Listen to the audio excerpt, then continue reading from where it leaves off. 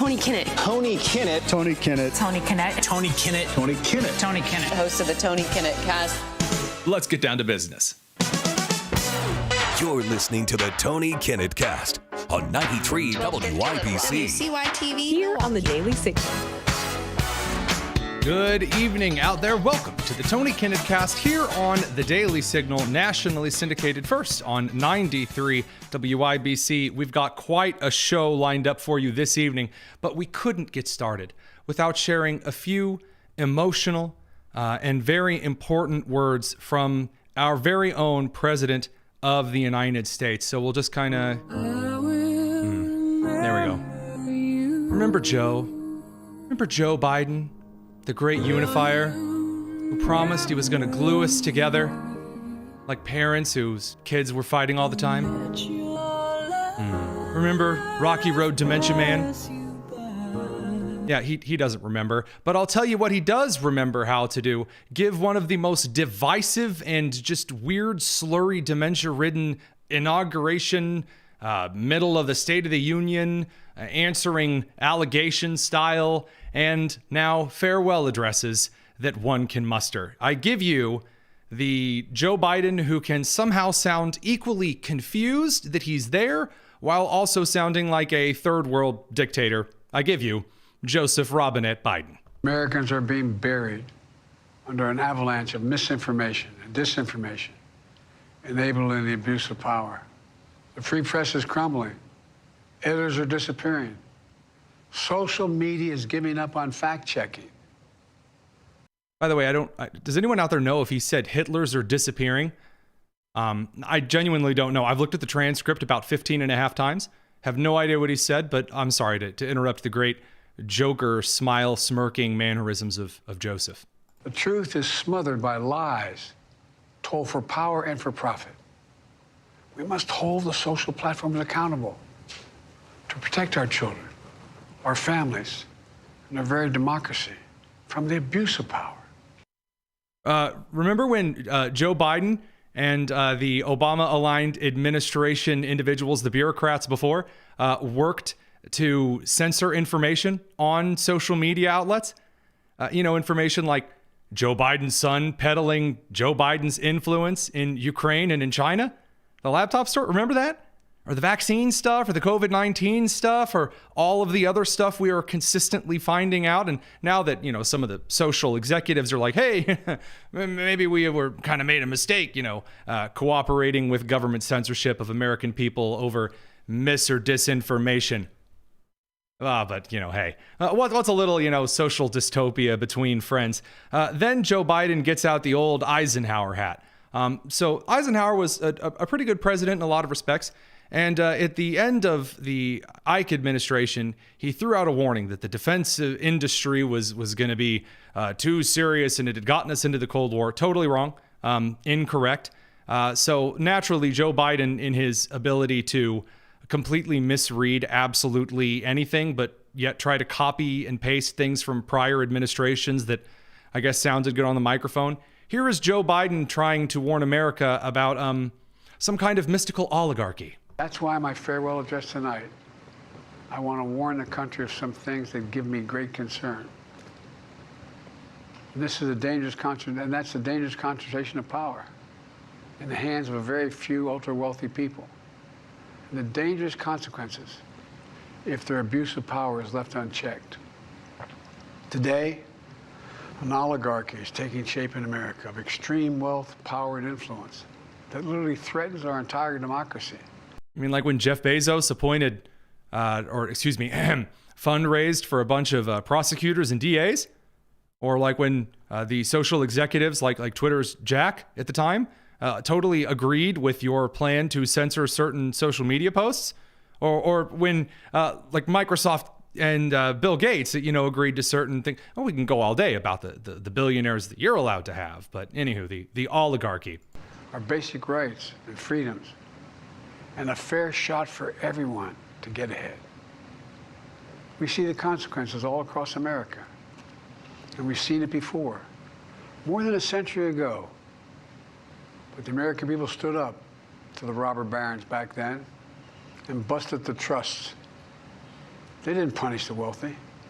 So I love this for a couple of reasons. First and foremost, because the FCC just completely rubber stamped, Biden's FCC rubber stamped Jeff Bezos buying a bunch of radio stations across the country, kind of rushing that one right on through. No problem at all. Hey, no problem.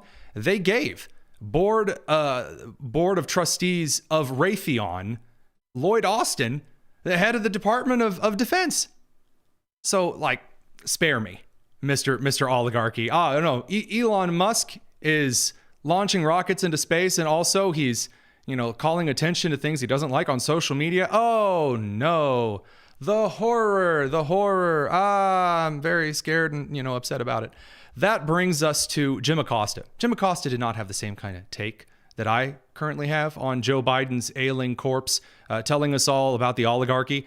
Jim Acosta instead, decided that it would be best to, I'm not going to say what Acosta decided to do to the president on the air, but you'll pick it up. I want to take a moment to talk about something President Biden said during his farewell address. He warned the free press is crumbling in this country. I would add that's only if we, the people, let that happen. Journalists exist to seek the truth. Guys, journalists exist to seek. They don't make decisions like you and I. No, they exist for a higher calling. One from the Lord.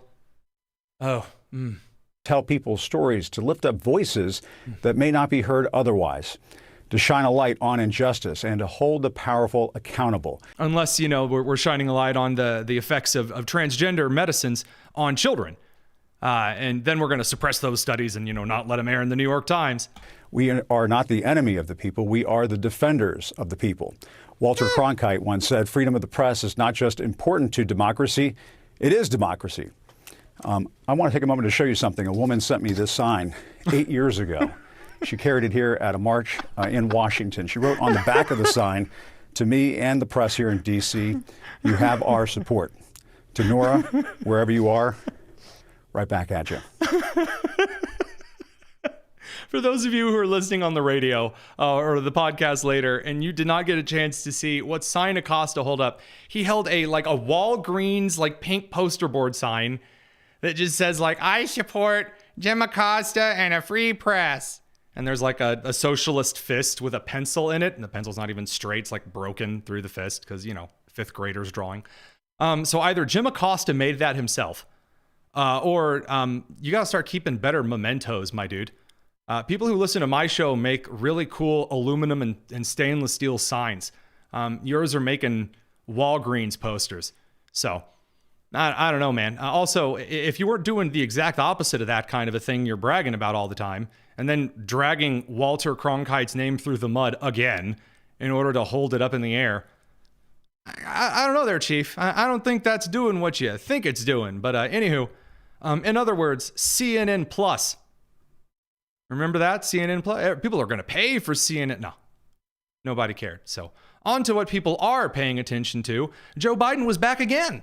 And today he was patting himself on the back over at the Department of Defense, literally where he received a medal from his own administration. So the meme of Obama giving himself a medal, that happened today in front of the whole country. But regardless, Biden then decided to say a few really interesting and awkward things that I just can't help just telling you just a little about. We ended the ban on transgender service. We took landmark steps to create more economic opportunities for military spouses. We expanded opportunities for women in combat roles. And I'm proud to have appointed the first woman as a service chief in the history of this country. Clap for that, folks, because she deserves it. Jeb Bush moment. Please clap.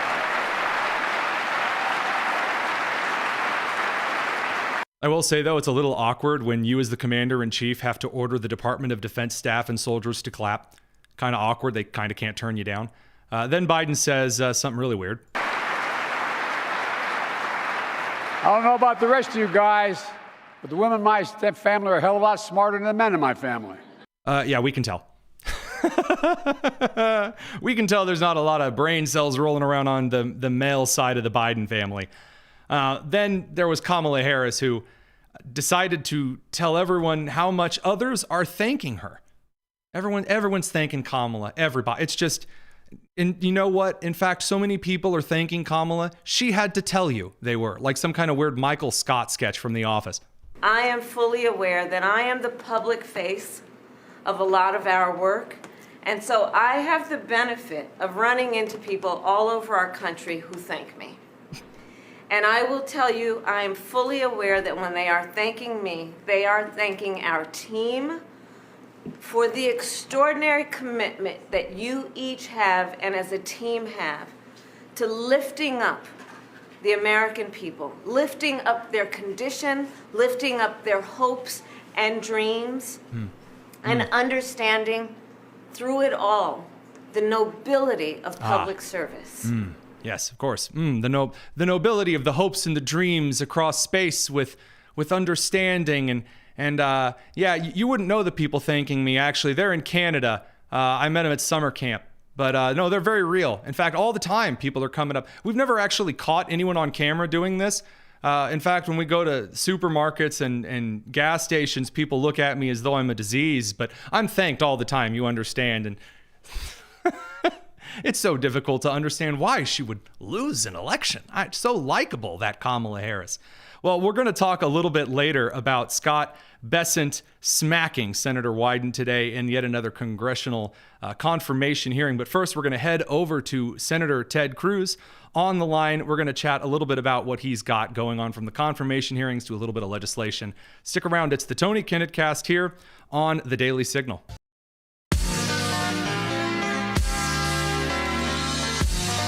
It's the Tony Kinnett Cast on 93 WIPC. The Tony Kinnett Cast here on the Daily Signal, nationally syndicated, first on 93 WIBC. It's a pleasure to be joined again by Senator Ted Cruz, this time not on the phone, dashing from one place to another. I know you're really busy. How are those Senate confirmation hearings going? Well, they're moving well. We have had hearings now for half of President Trump's cabinet, and we will see. I believe the entire cabinet will be confirmed. Every one of President Trump's cabinet nominees, I think, is going to make it through the Senate. And I think we'll have them all in place within the first 30 days. The first couple will be in place on January 20th on Inauguration Day. And I think within 30 days, all of them will be in place. Now, states like Texas, they have tough Senate races because the Texas voters, they pay attention to what you guys are saying. And then I look at the Senate confirmation hearings and things like the senator from Hawaii and her. You will shoot protesters in the leg. Interesting statements. And I just wonder how close some voters must be paying attention. How do you have a bridge of your nose left? I would be pinching that just completely off out of exasperation. Well, listen, unfortunately, there are some of my Democrat colleagues who embrace really radical policies. If you want to ask yourself, how did things get so bad over the last 4 years? How did we embrace policies of wide open borders to allow an invasion at our southern border with 12 million illegal immigrants coming into this country? How did the Democrat Party get to the point where they look the other way at Americans being murdered, at women being raped, at children being brutalized by violent, criminal, illegal aliens they were releasing every day into America?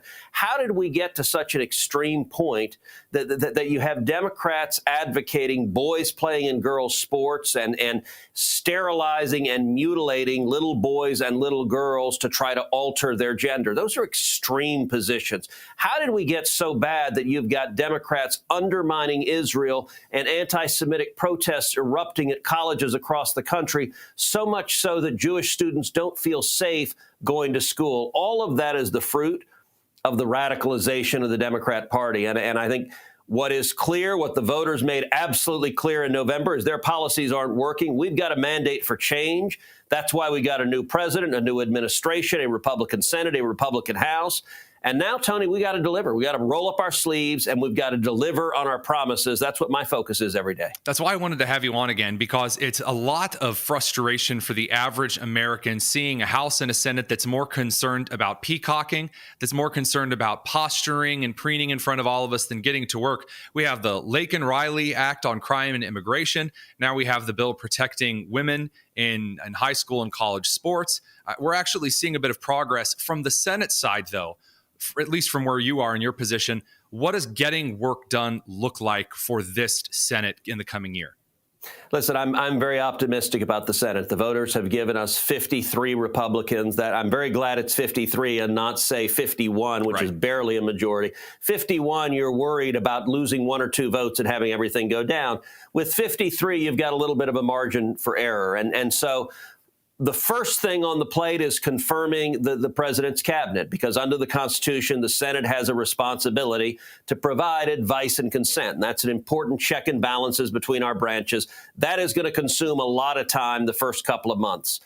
In terms of what we have to accomplish, the very first thing we have to accomplish is we must secure the border. That is the clearest and most overwhelming mandate from this election. It's what we're going to do. Donald Trump is going to come in on January 20th, and on January 20th, catch and release will end. We will no longer be apprehending illegal immigrants and just letting them go in every community in this country. And you are going to see President Trump arresting, detaining, and deporting criminal illegal aliens, going and finding the murderers, the rapists, the gang members, and getting rid of them. That's going to happen immediately, and Congress is going to follow up by appropriating significant funds in the neighborhood of $100 billion to fund the wall, to build the wall, to hire more Border Patrol agents, to hire more ICE agents, to build more detention facilities and more detention beds, to provide material like fixed wing and rotary wing aircraft and drones and infrared so that we can accomplish this task. We're going to do that. Hold on just a second. There's a clear mandate to unleash American energy. We're going to do that as well, and we're going to unleash jobs,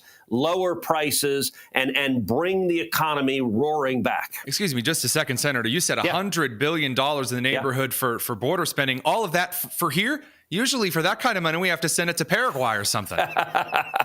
That's all right here in the U.S. of A. Much of it will be on our southern border in Texas. Of our 2,000-mile southern border, 1,200 of those miles are right along in Texas. And we are going to secure not just Texas, but the entirety of our southern border and our northern border. Look, we are seeing terrorists coming in over the border from Canada. I met with a senior Canadian official just this week and made very clear that the president is absolutely serious about using every lever tool we have with Canada and with Mexico to make sure those two nations are active participants in securing the border, because we're not going to allow this invasion to continue even one day longer. You know, it's always good to hear senators talking to officials from other states, even if they're future 51st states in this particular instance. You ended your conversation about the resources made for the border, talking a little bit about bringing back some jobs. I know obviously Americans are concerned with the whole nomination process because the central focus, at least as the public relations and media aspect of government, isn't as focused at the second on the grocery prices, on the job market, on the economy. That doesn't mean that it's out of sight, out of mind necessarily, though. What do you see the Senate doing, and at least in vague terms, if you can't give us any specific details, on bringing the American economy back? Well, in terms of legislation, there's quite a lot. I have this week introduced legislation, number one, to reverse Joe Biden's ban on offshore drilling for much of the American coastline. That is something he's done in these waning weeks. I got to say, I've never seen an outgoing president do what Joe Biden is doing, demonstrate such contempt for the voters, such anger for the voters that decided to change the path we're on. And every day, Biden is issuing another policy that is basically a screw you to the voters. It is the opposite of what the voters said in November. And it's an effort to hamstring President Trump and the incoming administration. Well, I've introduced legislation to reverse that, because I think one of the clearest mandates of November is unleash American energy. We are going to be energy dominant. We are going to lower energy prices. We're going to lower prices of food and clothing and everything else. And so that's legislation I introduced this week. Another piece of legislation I introduced this week is my bill to have no taxes on tips, to eliminate taxes on tips. That's going to impact all sorts of people who are working and climbing the economic ladder, from waiters and waitresses to barbers and hairstylists, to people working in nail salons, to bartenders, to taxi cab drivers. And I got to say, my legislation is bipartisan. We're going to get that done. And we are going to pass legislation, number one, as I said, funding securing the border. Number two, unleashing American energy. Number three, rebuilding the American military to defend this nation. Absolutely. And number 4, extending the Trump tax cuts, which expire at the end of this year. We're going to make them bigger and bolder, and that is going to unleash small businesses and economic growth. You're like a hop skipping a point over where I want to go next. It's just, there's so much content. The last time that you were on, I asked you if Heidi would let you have a throw pillow in the house that said "Drill, baby, drill." And after hearing this, actually, a listener to the show actually ended up cross-stitching "drill, baby, drill" That's awesome. onto something. So I got to tell you, it's going to happen. We're going to get the "drill, baby, drill" throw pillows out there and really unleash the energy independence in homes across the country. Well, and if you want to share the pillow, I can tell you I will happily put it in my office. I don't have nearly the sway to be able to put it in the house. There's some things that Heidi would put her foot down on, and that's clearly in the category. That's very fair. Moving to some of the conversation, obviously we saw with the future Secretary of Defense, Pete Hegseth, in his confirmation hearing, a little less on the realm of questions about America's future, threats that America is facing, than I would expect in a confirmation hearing about the Secretary of Defense. I was really disappointed that we spent so much time on frivolous debunked theories rather than actually discussing America's policy towards China, towards the Middle East, towards Western and Eastern Europe, instead asking Hegseth to get out his flashcards and name economic alliances. What do you think? Well, look, I think that's exactly right. This is a topic I discussed in depth in one of my latest episodes of my podcast, Verdict with Ted Cruz. I do that 3 days a week, and we've analyzed this week each of the different confirmations, what's happening, the issues that came up. If you look at Pete Hegseth, Tony, I don't know if you're a poker player, but if you play poker, there's something that's called a tell. And a tell is when someone has either good cards or bad cards, and something about the face, how their body language reveals what they have. That's called a tell. Well, the Democrats have a tell. And they have a tell, which is when they don't want to talk about the actual substantive job. They put Hirono on the confirmation hearing. Yes. Instead, what do they want to do with Pete Hegseth? They wanted to go into the gutter. They wanted to engage in personal accusations, almost all of which have been made by anonymous accusers who won't put their name to it, who have no evidence for what they're saying. But the Democrats seemed eager to go into the gutter and just throw as much slime as they could. What you didn't hear Democrats talking about is why Pete Hegseth was nominated. He is a decorated combat veteran. He was deployed abroad, leading soldiers, fighting the bad guys, protecting America. He's devoted his entire life to advocating and fighting for our veterans and for our active duty military. And I believe Pete Hegseth, number one, he will be confirmed. But number two, his principal objective is to get the Department of Defense back to its core mission. And that core mission is supporting the warfighter and being prepared to defeat and, if necessary, kill the enemy. That's the job of the Department of Defense. And we've seen under Joe Biden and Barack Obama before him, the Defense Department run down all of these politically correct, woke ideologies and focus on every other damn thing on earth other than supporting the warfighter and being prepared to defeat the enemy. And here's a prediction I'm going to make for you. When Pete Hegseth is confirmed as Secretary of Defense, we are going to see enlistment numbers rise dramatically. There's right now a crisis where under Joe Biden, young men and women are not signing up to serve in the military. That's going to change, because I think if you ask a young man or woman, a young patriot, hey, do you want to be part of this left-wing social justice crusade? A whole bunch of people say, no, thanks. I'm going to do something else with my life. If you ask them, do you want to defend America? Do you want to be a hero and keep this great country safe? There are a lot of men and women who step forward and say, yes, sir, that is my duty. That's what I want to do. Well said. And I'm looking at the live transcript here, and I didn't see you mention anything about pronouns or admirals in dresses. So what a plus. Senator Ted Cruz from Texas, thank you so much for joining us a little bit, and good luck at the rest of the confirmation hearings. Take care. We'll be back in just a second. Don't go anywhere. It's the Tony Kinnett Cast here on the Daily Signal. Awful tweets, the ones that no one ever deletes. Awful tweets on the Tony Kinnett Show. On 93 WIPC. Welcome back to the Tony Kinnett Cast. It's time for Awful Tweets, and to do Awful Tweets, one of our favorite weekly segments here, we bring on Jerry Lopez at Indie Spanglish over on X. Jerry, are you ready for just a week of hot garbage? I cannot wait to see this week's tweets. With everything that's been going on, I'm sure we have some bangers. Well, we do. So here's how Awful Tweets works. You guys out there, you send us the worst social media posts of the week. Doesn't just have to be on X.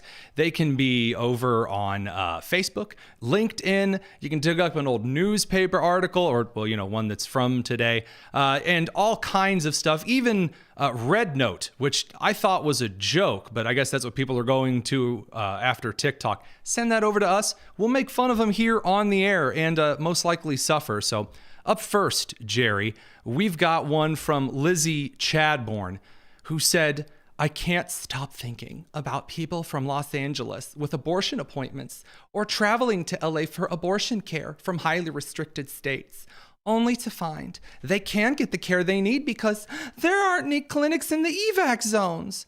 Abortion is always time sensitive and costs increase with time. I mean, my thing for Lizzie is, while I feel her plight, if she wants to get it that bad, just drive into the fire lady. Like, you can get this all done in one-stop shop, as far as I'm concerned. Who really cares about that kind of stuff when you're talking about ending someone's life? And as far as I know, in the state of California, they'll abort your baby in a medical facility before 18 and out on the road past 2 a.m. if they're above the age of 18. Oh, I mean, you know, if it's just a clump of cells, you know, then you know, what does it particularly matter? It never fails to impress me how disgusting some people are. But, you know, that's just one tweet among many in awful tweets this week. So this next one is from our very own President Joe Chandra Biden. And he says, today, after many months of intensive diplomacy by the United States, along with Egypt and Qatar, Israel and Hamas have reached a ceasefire and a hostage deal. This is the best part of the tweet. My diplomacy never ceased in their efforts to get this done. I will speak more about this soon. His diplomacy, Jerry. Yeah, we all know. We've seen the video. Trump came out and said, if it's not done before I get there, all hell will break loose. His own words. When we look at Joe Biden now, you just need to treat him like your 85-year-old demented grandpa who's going to tell you old stories, and you disagree and go, yeah, Papa, you're right. 15 months. They couldn't do anything diplomatically. In fact, they made it worse. Trump gets out in front of the world, says, you have until I get into office or all hell will break loose in the Middle East. And now you have both parties rushing to form some kind of a deal. Whether or not the deal ends up being good, that's another conversation for another time. But in the meantime, it's time for the pro-Hamasniks to cheer very weird things, like Yahya Sinwar, the leader of Hamas, is victorious. Hamas is victorious. Jerry, do you happen to know where Yahya Sinwar is right now? No, I have no clue where he's at. Tony, where is he? He's in hell because he's dead. I believe that he took a rocket right to the booty and is no longer with us. I don't think you can be victorious if you exploded into a million pieces. But I mean, this is the same crew who thought. True. That I will give you that, but he's victorious in the sense of he doesn't have to get blown up later on by Donald Trump. It's crazy, and this is what happens when you don't have a strong leadership like we have with Joe Biden, is that you can have people like this come out and claim victory. If Donald Trump was the sitting president, they wouldn't be able to do this at all because we'd have strong leadership who would let you know exactly who won this. Like Senator Marco Rubio, the future Secretary of State, pointing out no visas for Goobers who pull this kind of nonsense. Moving right along here, we've got Tammy Duckworth, who I would recommend is probably in the top 3 stupidest senators. She was complaining about Pete Hegseth, future Secretary of Defense, said Pete Hegseth has never led anything larger than a platoon. He's never led a budget even close to our own defense budget's $900 billion, as though there's other organizations with budgets of $900 billion. Anyway, he's never led negotiations with foreign leaders. And he's like unqualified to lead the greatest military on the face of the earth. What do you think, Jer? Except for he was a member of the greatest military on the face of the earth, right? I want to piggyback off something that Senator Cruz said in a segment right before this. People did not want to sign up for the military when you have Admirable Dog, the weirdo, or General Dog, the weirdo wearing the furry mask, or all these weirdos out here doing all this stuff. It wasn't a proud moment to say that you were in the military, even though it is a great thing to volunteer for. Now you're going to have war fighters show up who know exactly that they believe in their leadership, and we're ready to rain hell on anybody that wants to come after America. I am super excited for anybody in the service and for what our country has. I'm going to make this point clear, and Duckworth should know this, but it sounds like she was the exact kind of, when it comes to officers that are really that kind of officer, and I know that you know exactly what I'm talking about, she really fits the bill. Complaining about the organizations that other officers lead. So he's never led anything larger than a tune. Okay, company commander. I know that the equity task... You saw his hearings, right? She is what we would call a jag-off. Well, I am certainly not going to disagree with that. And moving right along here, now we get one from Megatron saying that banning TikTok was the biggest mistake of the Jewish lobby and AIPAC in the U.S., and they're pointing out that on the Chinese app Red Note, that is literally directly owned by the Communist Party of China, that currently one of the trending posts is a girl, I guess, standing in front of some kind of a monument that says "Bleep Israel." Is this a win, Jerry? I mean, anytime we can get these people to go away, it's a win, but it's like seeing your kid touch the stove over and over and over, and now it's just making you upset because they're going to come back crying about it. The app is literally called Red Note. Red is the color of communist China. What do they expect to happen with this app? It wasn't that we were trying to silence anything. As a matter of fact, people ran off to Blue Sky because they couldn't handle the Wild West that's called Twitter. Well, I mean, you know.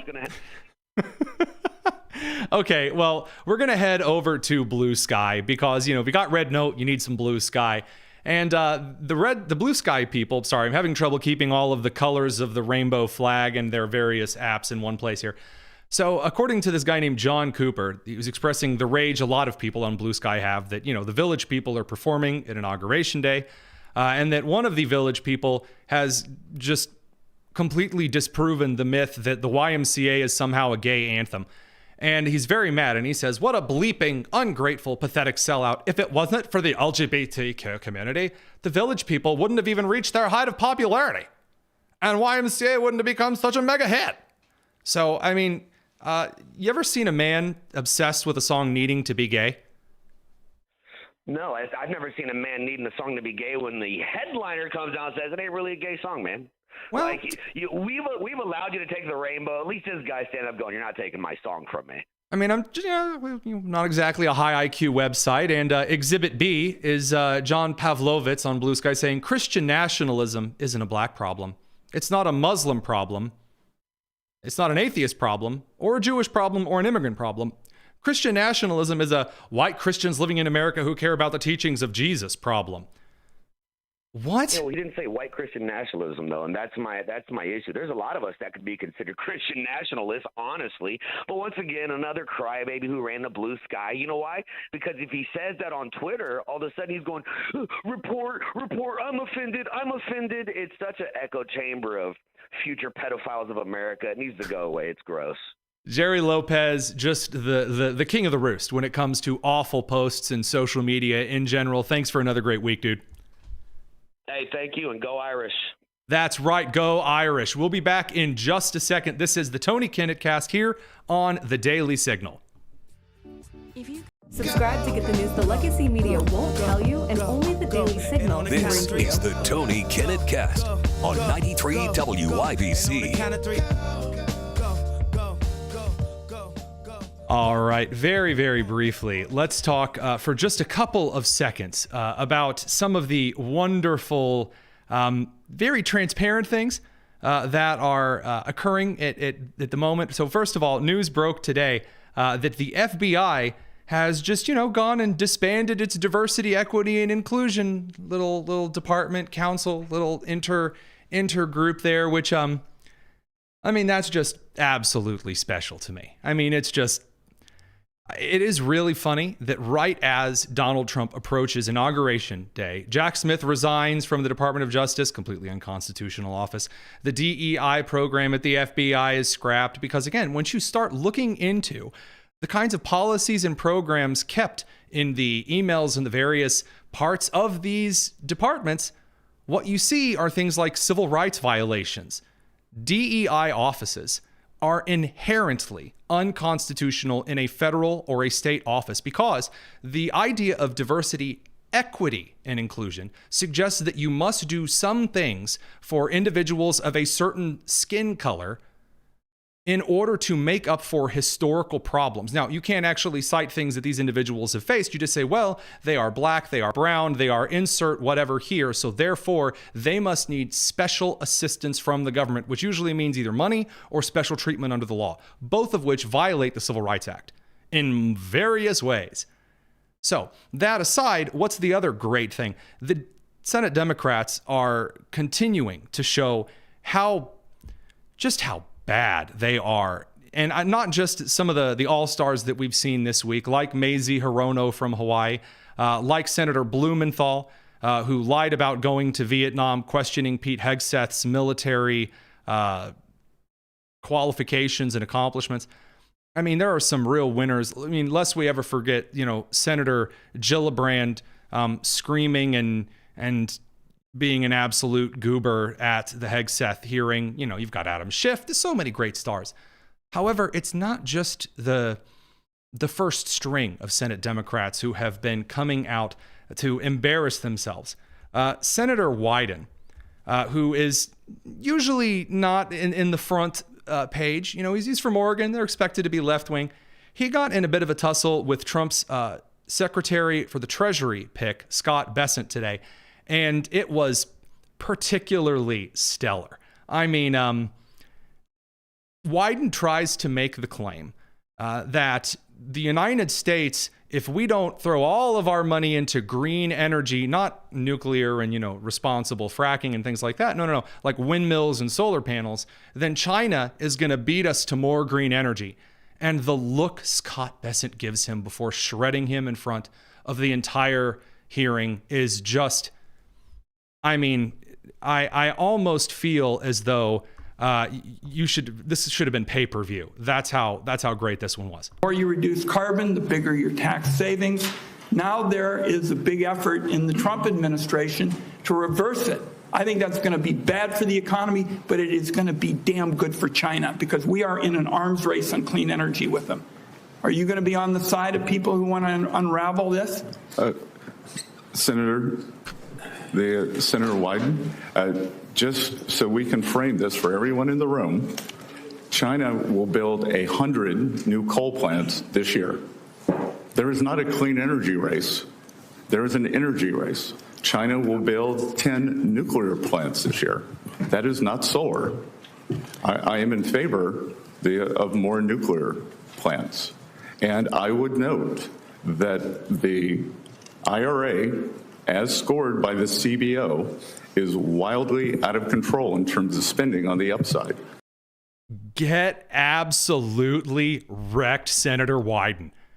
I said it back when Trump made some of these nominations. He has picked a team of mavericks. And this team of mavericks exists to do two things. Number one, they are going in to scrape out what was originally when we talk about the swamp, like the swampiness of DC, it's not just the people who have been politicians there who have been reelected to offices for 10, 20, 30, 40, 50 years.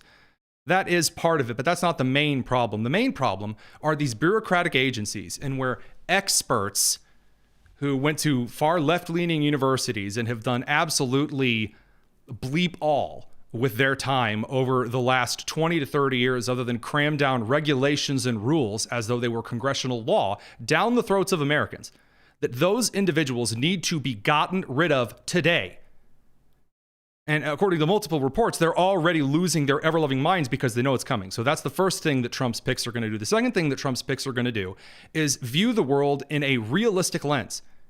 And as Rubio put it, we talked about it on the show yesterday, not this like do good at post-Cold War, we're all going to come together and sing Kumbaya and hold hands. And whether you were George W. Bush or his daddy, or you were Barack Obama, if we just gave everybody jobs and money, then it didn't matter if you're a radical Islamic fundamentalist who, traffics little girls, or, you were a perhaps some type of Eastern European extremely corrupt government, whether you're Russia or you're Ukraine, or, the numerous other groups out there that are looking to do Americans harm, like the Chinese Communist Party.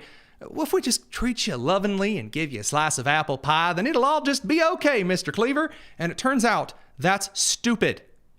And that has negative effects that cost Americans lives and property.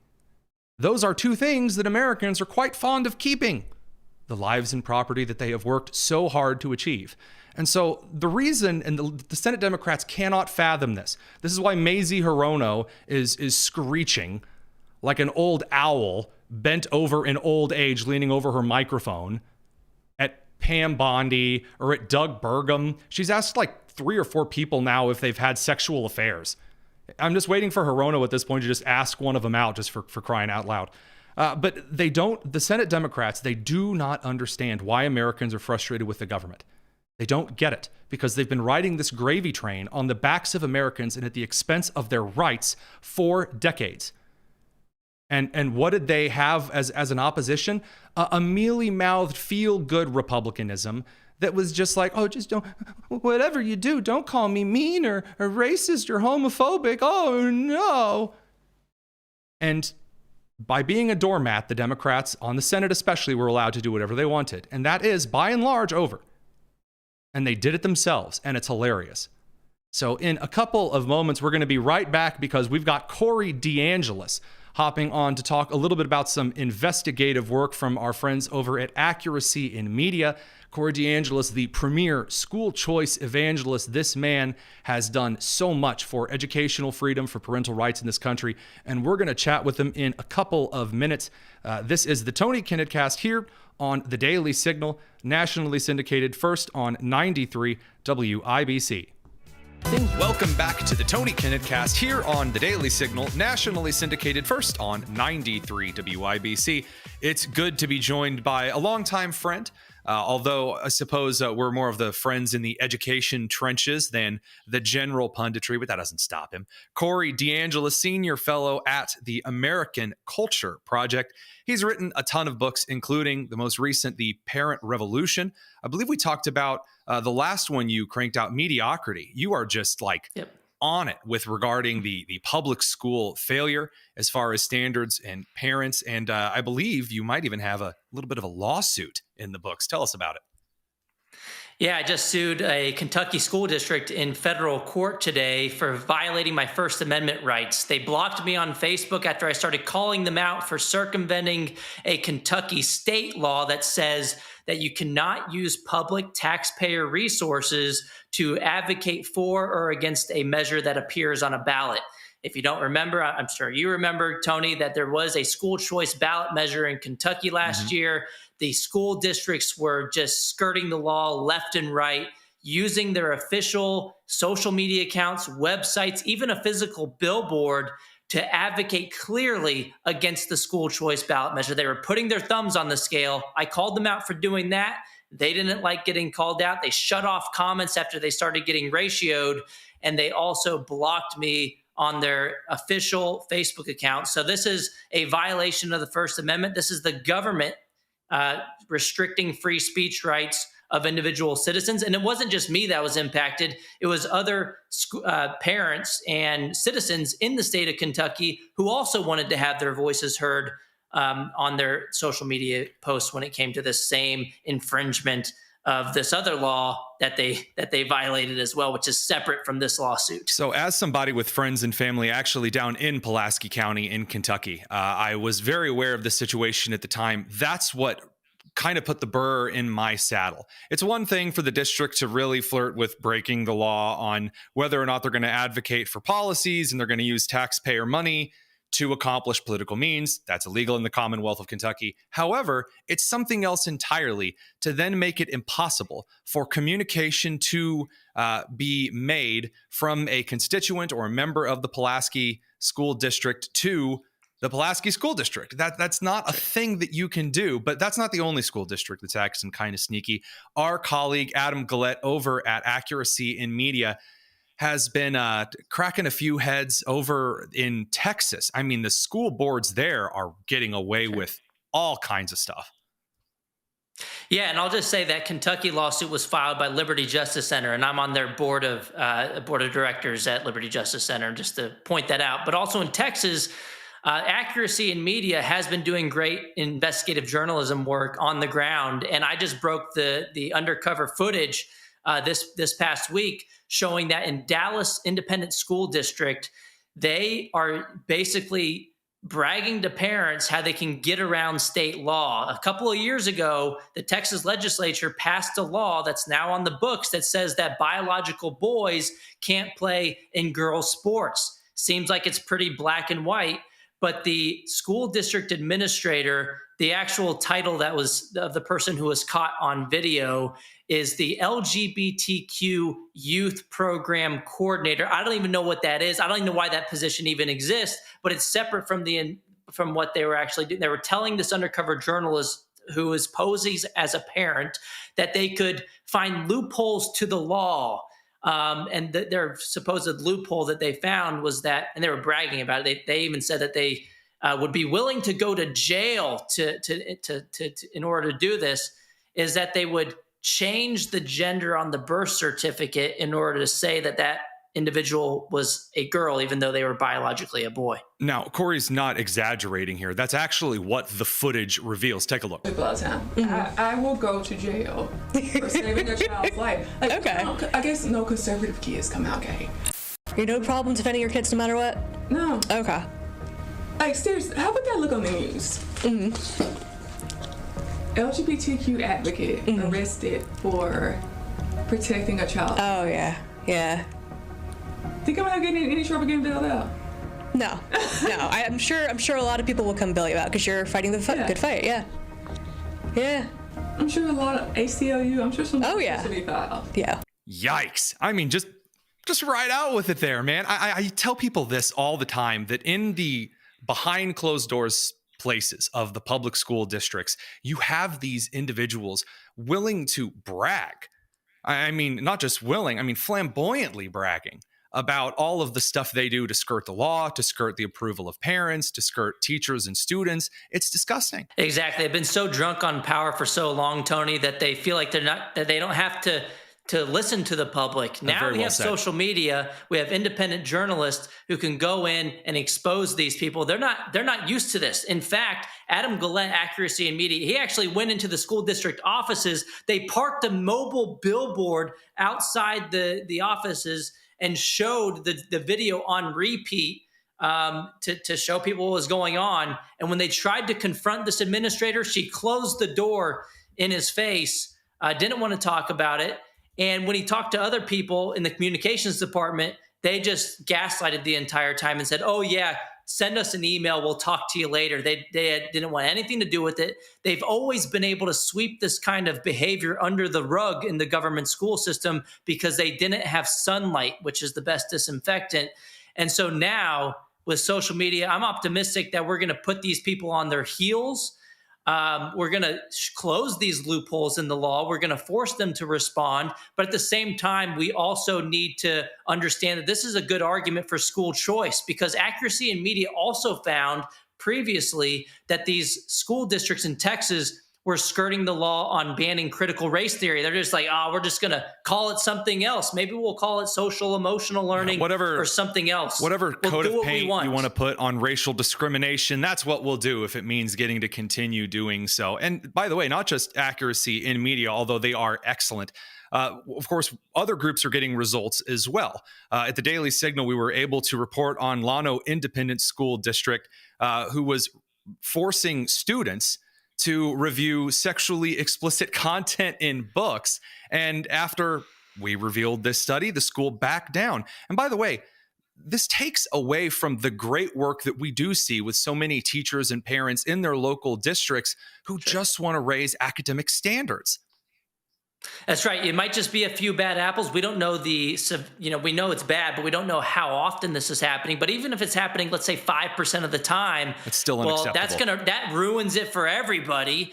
And that's a good reason why we should have education freedom. Let the money follow the child. In my home state of Texas, we're slated to pass universal school choice. We finally, for the first time in Texas history, have the votes in the House to pass universal school choice. And the speaker who was just elected, Dustin Burrows, he voted for school choice last year, and he has voiced support for universal school choice, even signed a pledge to pass that policy. So I think we're going to get it done in Texas. Finally, we should have been leading on education freedom.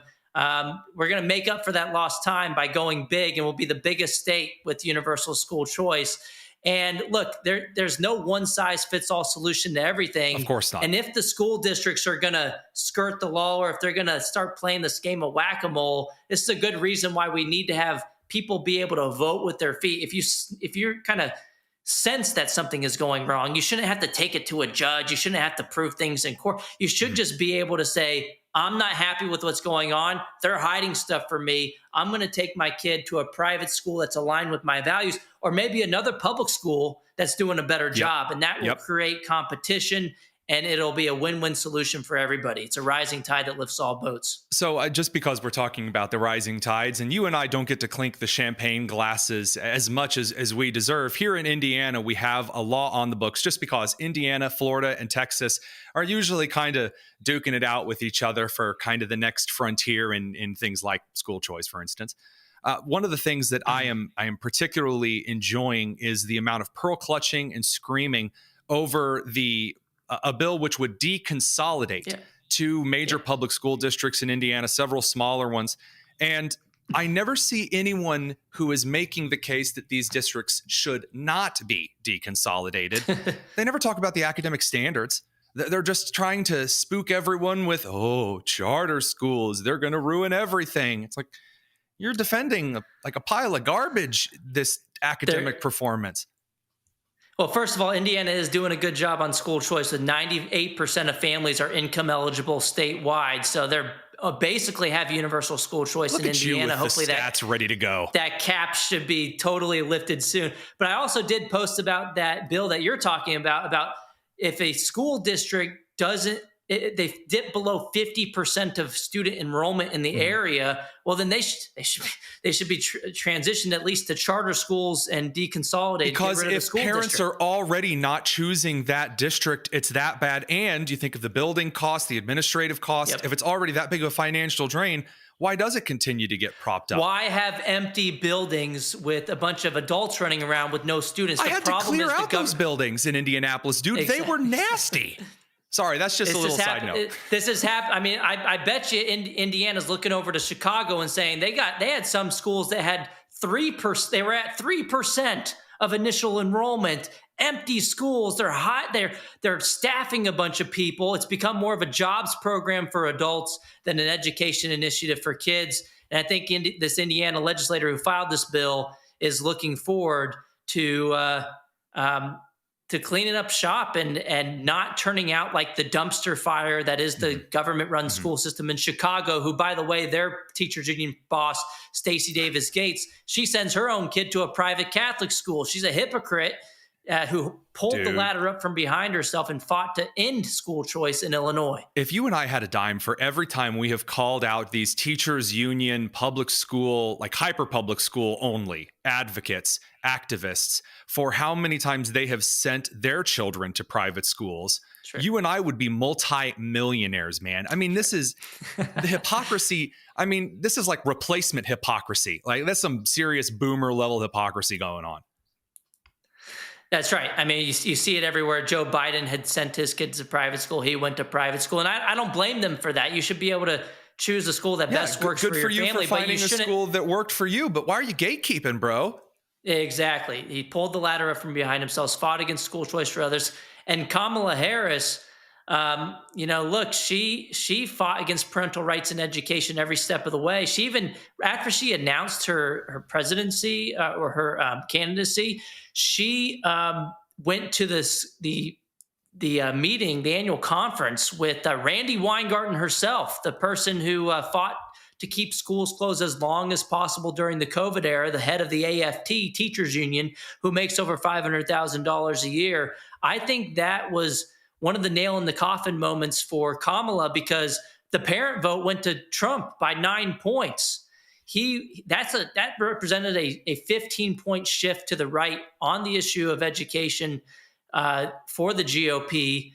The polling from Atlas Intel, the most accurate pollster from 2020, which also correctly predicted Trump winning all of the swing states, they asked on 2 separate occasions who voters preferred on education. On both occasions, Trump beat Kamala Harris. That is a big deal for a Republican to win on education, and it goes to show you the GOP has emerged as the parents' party. And when you look at cultural issues as well as economic issues starting to be taken up by parents kind of on the ground, right? They're going to school board meetings, they're advocating, they're fighting through the getting investigated by the FBI, they're fighting through being censored by their local districts, as we've talked about.